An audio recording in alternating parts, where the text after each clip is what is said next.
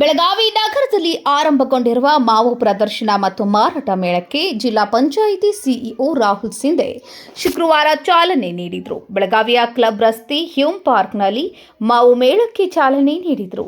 ಸಾವಯವ ಪ್ರಕ್ರಿಯೆ ಮೂಲಕ ಸಿದ್ಧಪಡಿಸಲಾದ ಮಾವು ಇನ್ನಿತರೆ ಉತ್ಪನ್ನಗಳನ್ನು ರೈತರಿಂದ ನೇರವಾಗಿ ಗ್ರಾಹಕರಿಗೆ ಮಾರಾಟ ಮಾಡುವ ಉದ್ದೇಶವನ್ನು ಮೇಳ ಹೊಂದಿದೆ.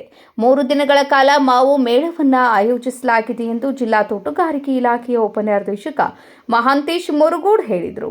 ಬೆಳಗಾವಿ ಭಾಗದ ಸುಮಾರು 18 ಜನ ರೈತರು ಮಾವು ಮೇಳದಲ್ಲಿ ಭಾಗವಹಿಸಿದ್ದು, ನೈಸರ್ಗಿಕವಾದ ಪ್ರಕ್ರಿಯೆಯ ಮೂಲಕ ಹಣ್ಣು ಮಾಡಿದ ಮಾವು ಹಾಗೂ ಖಾನಾಪುರ ತಾಲೂಕಿನ ರೈತರಿಂದ ತಂದಿರುವ ಜೇನುತುಪ್ಪವನ್ನು ಸಹ ಗ್ರಾಹಕರಿಗೆ ನೇರವಾಗಿ ತಲುಪಿಸಲಾಗುತ್ತಿದೆ ಎಂದರು.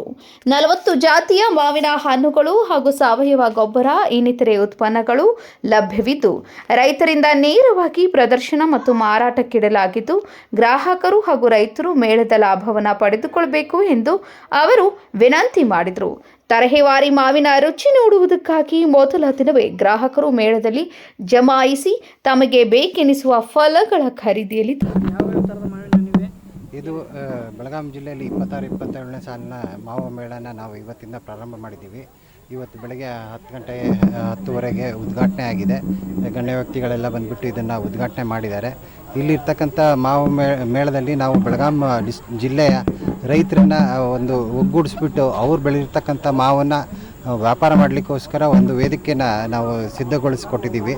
ಇದರಲ್ಲಿ ಏನಾಗ್ತಿದೆ ಅಂತ ಹೇಳಿದ್ರೆ, ವರ್ಷ ರೈತರು ತಾವು ಬೆಳೆದಿರ್ತಕ್ಕಂಥ ಮಾವನ್ನು ಈ ಬಾಗವಾನರಿಗೆ ಅಂದರೆ ವ್ಯಾಪಾರಿಗಳಿಗೆ ಕೊಟ್ಬಿಟ್ಟು ಇದು ಮಾಡೋದ್ರಿಂದ ಅವರಿಗೆ ಹೆಚ್ಚಿನ ಬೆಲೆ ಸಿಗ್ತಾ ಇರಲಿಲ್ಲ. ಅದಕ್ಕೆ ಇದೊಂದು ಮನಗಂಡ್ಬಿಟ್ಟು ಈಗ ಒಂದು 3-4 ವರ್ಷದಿಂದ ಇದನ್ನು ಪ್ರಾರಂಭ ಮಾಡಿದ್ದೀವಿ. ಪ್ರಾರಂಭ ಮಾಡಿಬಿಟ್ಟು ರೈತರಿಗೆ, ಈಗ ಇಲ್ಲಿರ್ತಕ್ಕಂಥವ್ರೆಲ್ಲರೂ ರೈತರೇ ತಾವು ಬೆಳೆದಿರ್ತಕ್ಕಂಥ ಹಣ್ಣನ್ನು ತಾವು ಆರ್ಗ್ಯಾನಿಕ್ಕಾಗಿ, ಅಂದರೆ ಯಾವುದೇ ರೀತಿ ರಾಸಾಯನಿಕಗಳನ್ನು ಉಪಯೋಗಿಸ್ತೇನೆ ಇದನ್ನು ನೇರವಾಗಿ ಹಣ್ಣನ್ನು ಮಾಡಿಬಿಟ್ಟು ನಮಗೆ ಇಲ್ಲಿ ತೊಗೊಂಬಂದು ವ್ಯಾಪಾರ ಮಾಡ್ತಾ ಇದ್ದಾರೆ ಅವರೇನೆ. ಇಲ್ಲಿ ಸುಮಾರು ಒಂದು 24 ಮಳಿಗೆಗಳಿದ್ದಾವೆ. ಅದರಲ್ಲಿ 22 ಮಳಿಗೆಗಳಲ್ಲಿ ರೈತರೇ ಇದ್ದಾರೆ, ಮತ್ತೆರಡು ಮಳಿಗೆ ನಾವು ಡಿಪಾರ್ಟ್ಮೆಂಟಿಂದ ಇಟ್ಕೊಂಡ್ಬಿಟ್ಟು ಇದು ಮಾಡ್ತಾ ಇದ್ದೀವಿ. ಇದು ನಾಳೆ ಅಂದರೆ 8, 9, 10 3 ದಿವಸದ ತನಕ ಇದು ನಡೀತಿದೆ. ಅದಕ್ಕೆ ಸಾರ್ವಜನಿಕರು ಇದನ್ನು ಬಂದುಬಿಟ್ಟು ಸದುಪಯೋಗ ಪಡ್ಕೋಬೋದು. ಇದರಲ್ಲಿ ಸುಮಾರು ಮುಖ್ಯವಾಗಿ ಆಲ್ಫೆನ್ಸೋ ಅಂದರೆ ಇಲ್ಲಿ ಬೆಳಗಾವಿ ಬಾದಾಮಿ ಅಂತೇಳಿ ಕರೀತಾರೆ, ಆಲ್ಫೆನ್ಸೋ ಅಂತ ಕರೀತಾರೆ, ಅಪ್ಪೂಸ್ ಅಂತೇಳಿ ಕರೀತಾರೆ. ಅದು ಎಲ್ಲದು ಒಂದೇ ವೆರೈಟಿ. ಅದು ಆಲ್ಫೆನ್ಸೋ ಅಂತೇಳ್ಬಿಟ್ಟು ಅದು ಮುಖ್ಯವಾಗಿರೋಂಥದ್ದು. ಮತ್ತು ಅದ್ರ ಜೊತೆಗೆ ಕೇಸರ್ ಇದೆ, ಮತ್ತು ಹಾಗೆಯೇ ಕೆಲವೊಂದು ಮಲ್ಲಿಕಾ, ಪೈರಿ ಮತ್ತು ಮಲ್ಗೋವಾ ಅವನು ಸಹ ವ್ಯಾಪಾರಕ್ಕೆ ಇಲ್ಲಿ ಸಿಗುತ್ತೆ. ವ್ಯಾಪಾರ ನೀವು ನಿಗದಿ ಮಾಡಿದ್ರೆ ದರ ಇಲ್ಲ, ನಾವು ಮಾರ್ಕೆಟಿಂದ ನೋಡಿಬಿಟ್ಟು ಅದನ್ನು ನಿಗದಿ ಮಾಡಿಲ್ಲ. ಅವ್ರವ್ರದ್ದು ಕೆಲವ್ರು ರೈತರದ್ದು ಕ್ವಾಲಿಟಿ ಚೆನ್ನಾಗಿರುತ್ತೆ, ಕೆಲವ್ರದ್ದು ಇನ್ನೂ ಸ್ವಲ್ಪ ಕಡಿಮೆ ಇದಿರುತ್ತೆ. ಅವ್ರವ್ರದ್ದು ರೇಟನ್ನು ಅವರೇ ನಿಗದಿ ಮಾಡ್ಕೊಂಡಿದ್ದಾರೆ. ನಾವು ಹೆಚ್ಚಿನ ರೀತಿಲಿ ಅಂದರೆ ರೈತರಿಗೆ ಮಾರ್ಕೆಟ್ಗಿಂತ ಆದಷ್ಟು ಮಾರ್ಕೆಟ್ಗೆ ಸಮಾನವಾಗಿದೆ ಅಷ್ಟೇ. ಮಾರ್ಕೆಟಲ್ಲಿ ನಿಮಗೆ ಕೆಮಿಕಲ್ ಹಾಕಿರೋದು ಸಿಗುತ್ತವೆ, ಮತ್ತು ಬೇರೆ ಬೇರೆ ಕಡೆಯಿಂದ ತೊಗೊಂಬಂದಿರ್ತಕ್ಕಂಥ ಮಾವು ತುಂಬ ಕಡಿಮೆ ಇದರಲ್ಲಿ ಮಾರಾಟ ಮಾಡ್ತಾ ಇದ್ದಾರೆ. ಯಾಕೆಂತ ಹೇಳಿದ್ರೆ ಬೇರೆ ಕಡೆಯಲ್ಲಿ ಅದು ಒಳಗಡೆಗೆ ಏನಿರುತ್ತೆ ಹೇಗಿರುತ್ತೆ ಅಂತೇಳಿ ಗೊತ್ತಿರೋದಿಲ್ಲ. ಇದು ಆಲ್ಮೋಸ್ಟ್ ಎಲ್ಲ ಮಾರ್ಕೆಟ್ ಅದು ಪ್ರೈಸೇನೆ, ಅದಕ್ಕಿಂತ ಕಡಿಮೆನೂ.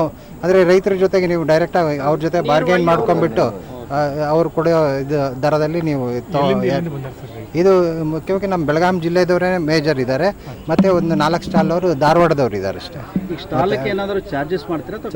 ಚಾರ್ಜು ಅಂದರೆ ಇದು ಮಿನಿಮಮ್ ಚಾರ್ಜಸ್ ಅಂತ ಹೇಳ್ಬಿಟ್ಟು ಇದು ಈ ಏನು ಎಕ್ಸ್ಪೆಂಡಿಚರ್ ಬರುತ್ತಲ್ಲ ಅಷ್ಟಕ್ಕೋಸ್ಕರನೇ ಇದು ಮಾಡ್ತಾ ಇದ್ದೀವಿ ಅಷ್ಟೇ. ಅವ್ರದ್ದು ಅಂದರೆ ಬಾಕ್ಸು ಅವೆಲ್ಲ ತೊಗೋಬೇಕಾಗತ್ತೆ, ಅದನ್ನೆಲ್ಲ ಅವ್ರ ಮುಖಾಂತರನೇ ಪೇಮೆಂಟ್ ಮಾಡಿಸ್ಬಿಟ್ಟು ಇದು ಮಾಡ್ತೀವಿ. ಬೆಳಗಾವಿ ಬ್ರ್ಯಾಂಡ್ ಅಂತೇಳ್ಬಿಟ್ಟು ಹೋದ ವರ್ಷ ನಮ್ಮ ಜಿಲ್ಲಾ ಪಂಚಾಯತ್ CEO ರಾಹುಲ್ ಸರ್ ಅವರು ಮಾಡಿ ಅಂತೇಳ್ಬಿಟ್ಟು ಇದು ಮಾಡಿದರು.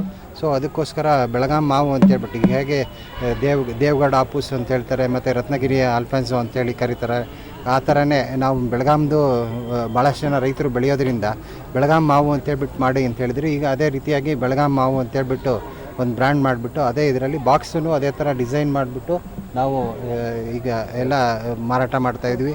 ಸಾಕಷ್ಟು ರೆಸ್ಪಾನ್ಸ್ ಬಂದಿದೆ. ಈಗ ರೈತರು ಗ್ರಾಹಕರಿಂದ ಉತ್ತಮವಾದಂಥ ಪ್ರತಿಕ್ರಿಯೆ ಬಂದಿದೆ.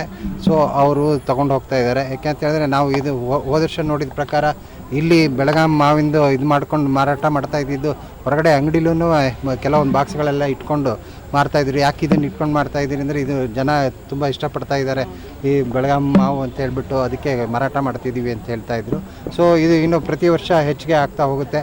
ಈಗ ನಮಗೆ ಹೋದ ವರ್ಷ ಎಲ್ಲ ನಮಗೆ ಇಲ್ಲಿ ಇರ್ತಕ್ಕಂಥ ರೈತರು ಇಲ್ಲದೆ ಇರೋದ್ರಿಂದ ಮಹಾರಾಷ್ಟ್ರ ಅಂದರೆ ರತ್ನಗಿರಿ ಅವ್ರ ಕಡೆಯಿಂದ ವ್ಯಾಪಾರ ಮಾಡಲಿಕ್ಕೆ ರೈತರನ್ನ ಕರೆಸಿದ್ವಿ. ಆದರೆ ಈ ವರ್ಷ ತುಂಬ ಕಡಿಮೆ ಮಾಡಿ ಒಂದೇ ಸ್ಟಾಲ್ ಇದೆ. ಹೋದ ವರ್ಷ ಎಲ್ಲ 8-10 ಸ್ಟಾಲ್ ಅಷ್ಟು ಜನ ರತ್ನಗಿರಿಯಿಂದನೇ ಕರೆಸ್ತಾ ಇದ್ವಿ. ಈಗ ನಮ್ಮ ಬೆಳಗಾಂ ರೈತರೇ ಇದಕ್ಕೆ ಸ್ಪಂದನೆ ಮಾಡಿಬಿಟ್ಟು ವರ್ಷ ಇದು ರೈತರೇ ಭಾಗವಹಿಕೆ ಜಾಸ್ತಿ ಆಗ್ತಾ ಇದೆ.